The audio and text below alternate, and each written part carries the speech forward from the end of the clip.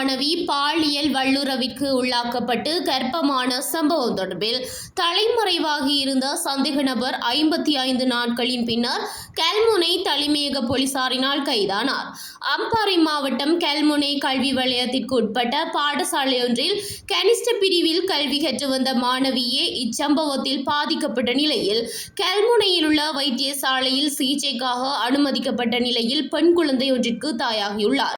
குறித்த சம்பவத்தில் பாதிக்கப்பட்ட மாணவியின் தந்தையார் கடந்த வருடம் மேற்கொண்ட முறைப்பாட்டிற்கமைய இச்சம்பவம் தொடர்பில் கல்முனை தலைமையக பெண்கள் சிறுவர் பிரிவு போலீசார் விரிவான விசாரணைகளை ஆரம்பித்திருந்தனர்.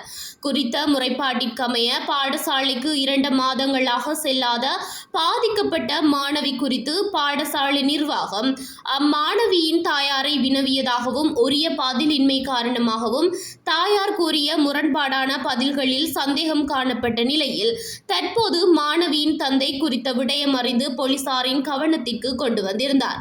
மேலும் குறித்த சம்பவத்திற்கு உடந்தையான மாணவியின் தாயார் கைது செய்யப்பட்ட நிலையில் பிணையில் விடுதலை செய்யப்பட்டிருந்தார். அத்துடன் மாணவியின் பெற்றோர் விவாகரத்து ஆகிய நிலையில் பிரிந்து வாழ்கின்றனர்.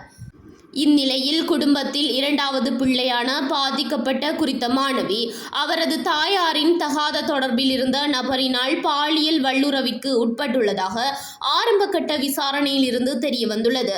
தற்போது இச்சம்பவத்துடன் தொடர்பான 45 வயதுடைய 2 பிள்ளைகளின் தந்தையான பிரதான சந்தேக நபர் தலைமறைவாகி இருந்த நிலையில் 55 நாட்களின் பின்னர் கல்முனை பிராந்திய உதவி போலீஸ் அத்தியட்சகர் MK இப்னு அசாரின் வழிகாட்டுதலின் கல்முனை தலைமையக போலீஸ் நிலைய பொறுப்பதிகாரி லசந்த கழுவாராய்ச்சி தலைமையில் கல்முனை தலைமையக பெண்கள் சிறுவர் பிரிவு போலீசார் கைது செய்து மேலதிக விசாரணைகளை மேற்கொண்டு வருகின்றனர் என எமது செய்தியாளர் ஃபாரூக் ஷிஹான் தெரிவித்தார்.